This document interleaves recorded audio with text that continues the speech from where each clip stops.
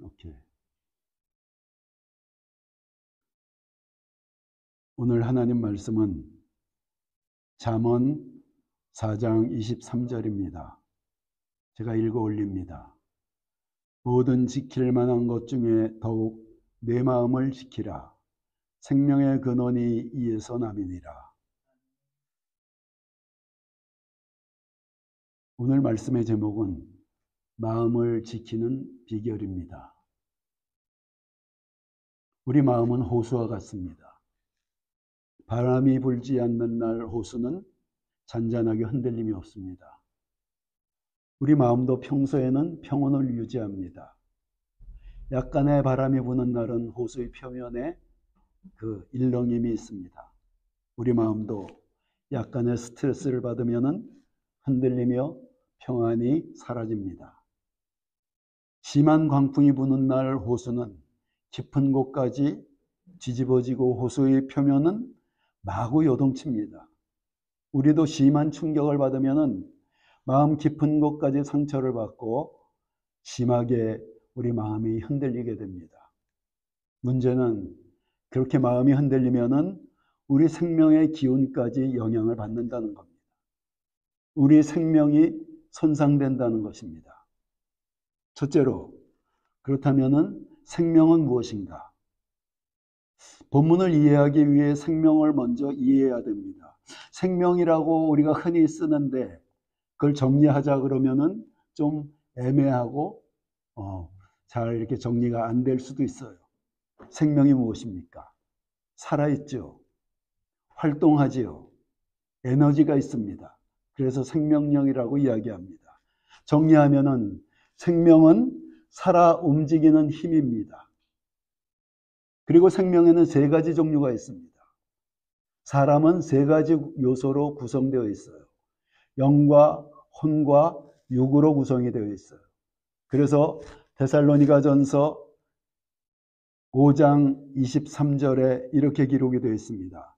평강의 하나님이 친히 너희를 온전히 거룩하게 하시고 또 너희 온 영과 혼과 몸이 우리 주 예수 그리스도께서 강림하실 때에 흠없게 보존되기를 원하노라. 사람의 가장 중심에 영이 있습니다.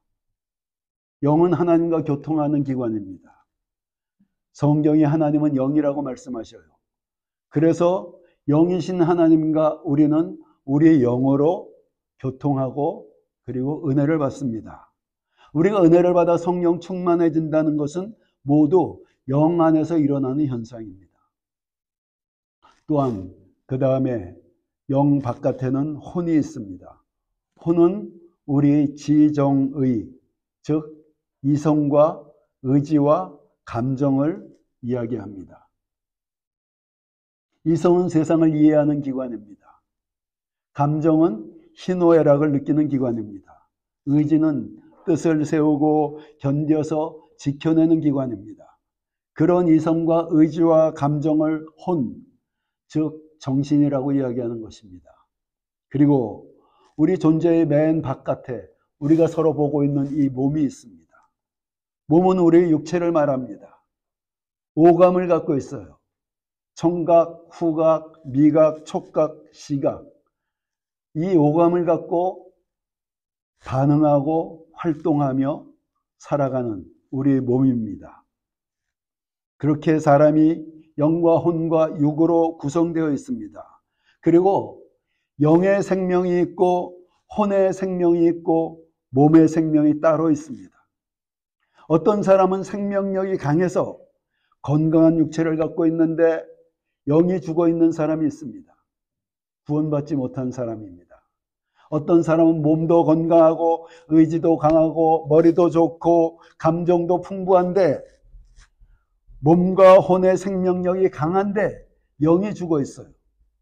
그 사람은 아무리 머리가 좋아도 아무리 그 깊은 감정을 갖고 있어도 영이 죽어 있어서 하나님을 알지 못합니다. 역시 구원받지 못한 사람입니다. 그러나 우리는 구원받은 사람들입니다. 영과 혼과 육이 모두 살아있는 사람들입니다. 그러므로 바울 사도가 말씀하신 것처럼 영과 혼과 몸이 흠이 없이 건강한 사람들이 되어야 되는 것입니다. 영이 건강해서 주님과 교제가 잘 이루어지고 은혜가 넘쳐서 영의 생명력이 강해야 됩니다. 혼, 즉 정신이 건강해 의지가 강하고 이성이 명철하고 감정이 깊고 풍부한 혼의 생명력이 강한 사람이 되어야 됩니다. 몸이 건강해 주어진 삶의 과제들을 잘 해내고 생활하는데 적극적으로 긍정적으로 그 환경을 이겨나가는 몸의 생명력이 강건해야 됩니다. 그런데 문제가 있습니다. 우리 영과 혼과 육의 생명력을 약하게 하는 원인들이 있다는 것입니다. 둘째, 그 원인이 무엇입니까? 마음이 무너지면은 생명력이 약해집니다. 오늘 본문에 마음을 지키라고 말씀하십니다. 잠언 4장 23절. 모든 지킬 만한 것 중에 더욱 내 마음을 지키라. 생명의 근원이 이에서 남이니라. 마음에서 생명력이 나온다는 거예요. 마음에서 우리의 모든 영과 혼과 육의 생명력이 나온다는 거예요. 그렇다면 우리의 마음을 무너뜨리는 원인이 무엇입니까? 우리의 생명력을 약화시키는 그 원인들이 무엇입니까? 마음을 지켜야 되는데 무엇으로부터 마음을 지킵니까? 모든 부정적인 것들로부터 마음을 지켜야 됩니다. 미움, 분노, 염려, 근심, 두려움, 슬픔, 낙심, 부정적인 감정들로부터 우리 마음을 지켜야 돼요. 또한 음란과 탐욕, 세속적인 그 죄들로부터 우리의 마음을 지켜야 돼요. 그런 모든 것들이 우리의 마음을 누릅니다. 생명을 소진시킵니다. 성경의 눌린 마음에 대해서 이렇게 말씀하셔요. 누가복음 4장 18절입니다. 주의 성령이 내게 임하셨으니 이는 가난한 자에게 복음을 전하게 하시려고 내게 기름을 부으시고 나를 보내사 포로된 자에게 자유를, 눈먼 자에게 다시 보게 함을 전파하며 눌린 자를 자유롭게 하고. 여러 이유로 인해서 우리 마음이 눌린다는 거예요. 마음이 눌리면 생명력이 약해져서 영적 생명력이 약해져 기도가 잘 안 나옵니다. 찬양도 안 되고 예배에도 은혜를 받지 못해요. 영이 약해진 거예요. 혼의 생명력이 약해져 감정이 슬픔과 허무에 빠지고 이성도 무뎌져 지혜가 소멸되고 의지도 약해져 쉽게 포기하게 됩니다. 몸의 생명력이 약해져 질병에 쉽게 걸립니다. 현대의학은 많은 질병의 원인이 마음과 관련되어져 있다고 발견했습니다. 마음이 무너지면 영과 혼과 육이 쇠약해지고 생명 에너지가, 생명력이 약해지는 것입니다. 그런데 그렇게 마음이 눌리는 이유가 부정적 감정 때문이라는 거예요. 가족이나 이웃에 대한 분노와 미움, 삶의 여러 가지 이유로 인한 슬픔과 낙심, 내일에 대한 염려와 근심, 두려움이 우리 마음을 누르고 생명력을 약화시킨다는 것입니다. 또한 음란이나 탐욕이나 불의하게 자기 유익을 구하는 그런 잘못된 우리의 죄악들도 우리 마음을 눌러 생명력을 약화시킵니다. 우리에게는 양심이 있어요. 기독교인의 양심은 우리가 구원받는 순간에 회복이 되어집니다. 그래서 양심은 하나님이 말씀하시는 기관이에요. 우리가 양심에 거슬린다는 것은 하나님의 책망입니다. 그런데 우리 안에 양심이 있기 때문에 우리가 불의하게 죄악을 행하면은 우리 마음이 표면에서는 그저 그 양심의 소리를 외면하고 사는 것 같지만 우리 영 깊은 곳에서 마음이 눌리고 있어요. 양심의 가책을 받고 있어요. 그러므로 모든 죄와 부정적인 것들이 우리 마음을 무너뜨리고 우리의 생명력을 약화시키는 것입니다. 그렇다면은 그 생명력을 회복시키는 셋째로 마음을 지키는 비결이 무엇입니까? 먼저 부정적 감정에 눌린 마음을 치유받아야 됩니다. 그 치료의 방법은 여러분들의 부정적 감정을 갖고 주님 앞에 나가는 거예요. 주님께 도움을 구하는 거예요. 이웃이나 가족들에 대한 분노와 미움의 감정이 있다면 주님께 털어놓고 기도하셔요. 근심이나 염려도 주님께 갖고 나가 기도하셔요. 슬픔과 낙심도 주님께 내려놓고 고백하셔요. 그런 기도는 주로 크게 하는 기도가 아닙니다. 조곤조곤 주님과 대화를 나누듯이 자기 마음을 그 주님 앞에서 피력하는 거예요. 자기 마음을 털어놓는 거예요. 그렇게 기도를 하다 보면은 주님이 주시는 어떤 세미한 깨달음들이 있어요. 주님이 주시는 세미한 은혜가 있어요. 그런 은혜가 여러분들의 마음을 치유하고 깨닫게도 하고, 그리고 뭔가 마음에 평안을 줘서 우리 마음에 치유가 일어나게 돼요. 주님 앞에 나가셔야 돼요. 그 문제를 털어놓아야 돼요. 시편에 보면은 다윗이 많은 경우에 시편 다른 기자들이 많은 상한 심령을 갖고 주님께 호소해요. 주님, 제 마음이 이렇습니다. 저들이 저를 이와 같이 악하게 대합니다. 제 마음이 상처가 됩니다. 그리고 주님께 털어놓는 시편의 그 기록들이 있어요. 그리고 주님의 은혜가 임하고 치유가 되어지는 것입니다. 다음으로 죄로부터 마음을 지키는 비결입니다. 먼저 여러분 결단해야 돼요. 결단해야 돼요. 내가 이 죄를 이겨야 되겠다. 이 세상의 죄와 육신의 정욕의 죄를 물리치겠다는 결단을 해야 돼요. 이사야서 26장 3절에 이렇게 기록이 되어 있어요. 주께서 심지가 견고한 자를 평강하고 평강하도록 지키시리니 이는 그가 주를 신뢰함이니이다. 심지가 견고한 사람, 마음의 심지가 견고한 사람들, 마음을 굳게 지키는 사람에게 평강을 주신다는 거예요. 평강의 마음에서 생명력이 흘러나오는 거예요. 그런데 문제는 결단의 마음을 지키기가 쉽지 않다는 거예요. 세상의 온갖 유혹이 끊임없이 우리에게 다가옵니다. 부패한 우리의 육신의 정욕이 우리를 흔듭니다. 그래서 우리는 세상의 유혹과 자신의 정욕과 싸워야 되는 거예요. 평생을 싸워가는 거예요. 성화의 과정이에요. 20세기 중후반에 하나님이 크게 쓰셨던 부흥사 신현근 목사님 간증입니다. 이분이 젊은 시절에 성령의 능력을 받기 위해서 40일을 금식하며 기도했어요. 기도하면서 하나님께 구했습니다. 하나님, 제 이 정욕을 사라지게 해주세요. 제가 거룩하게 해주세요. 금식하며 기도했습니다. 그때 마음에 주님의 음성이 들려왔어요. 싸워라, 싸워라, 싸워라. 이렇게 말씀하시더래요.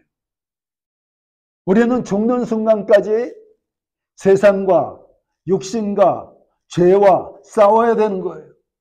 결단하고 그 결단을 지키기 위해서 싸워야 돼요. 또 넘어집니다. 또 결단을 회복하고 또 싸워야 돼요. 넘어집니다. 이렇게 반복되는 것이 인생이에요.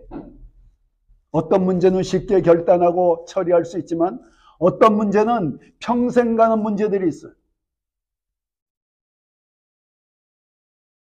그래서 우리는 신앙생활을 영적 전투라고 이야기하는 것입니다. 요한계시록 2장 8절에 이렇게 기록이 되어 있어요. 귀 있는 자는 성령이 교회들에게 하시는 말씀을 들을지어다.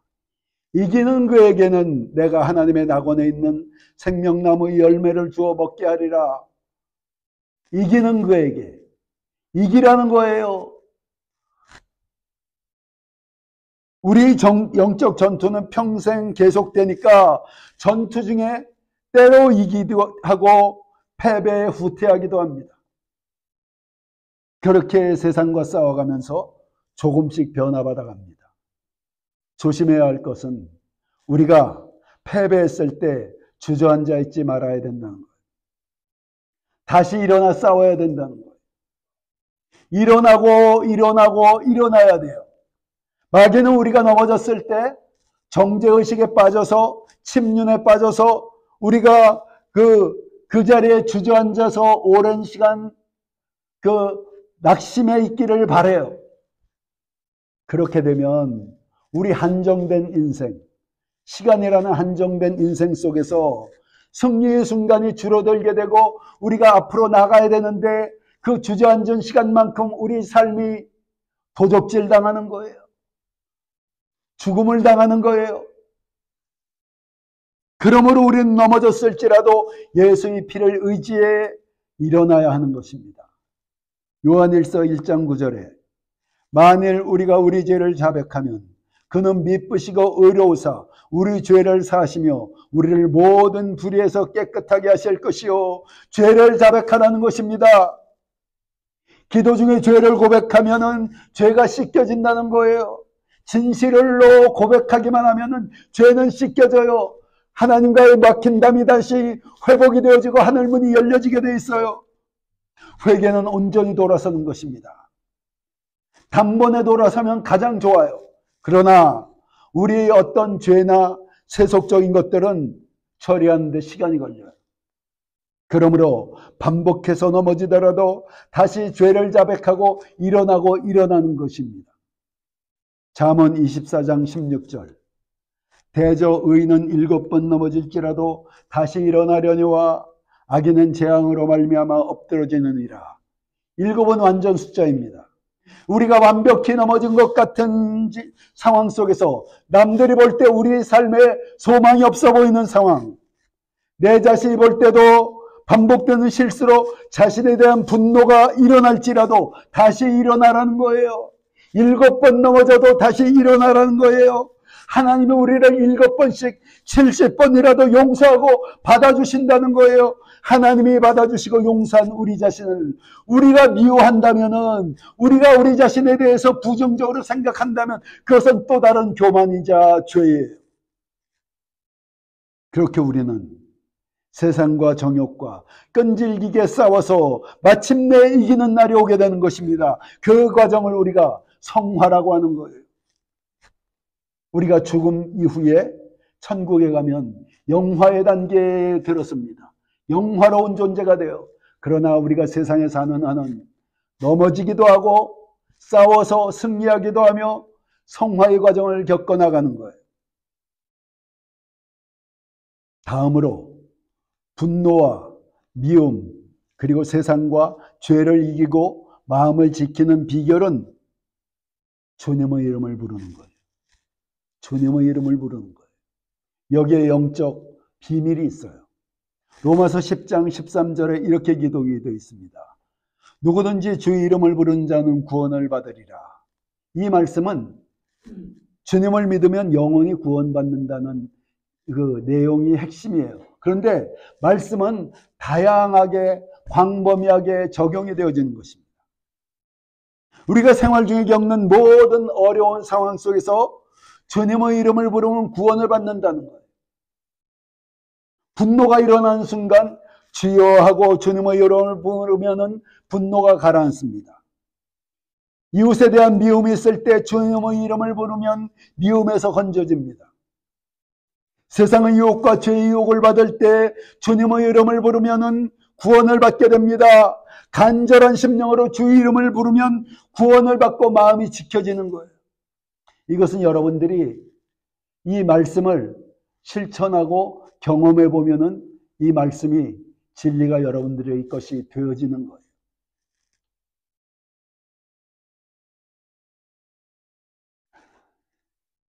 사모가 저를 위해 기도할 때 성령님이 오늘 본문의 말씀을 주시더랍니다.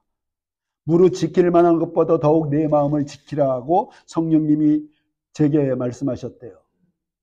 그런데 그러면서 성령님이 마음을 지키는 비결로서 주님 사랑해요 라는 고백을 하면은 그것이 마음이 흔들릴 때마다 마음을 지키는 비결이라고 성령님이 제게 말씀하셨대요. 삼회의 고백이 성경적이라고 느낀 게 뭐냐?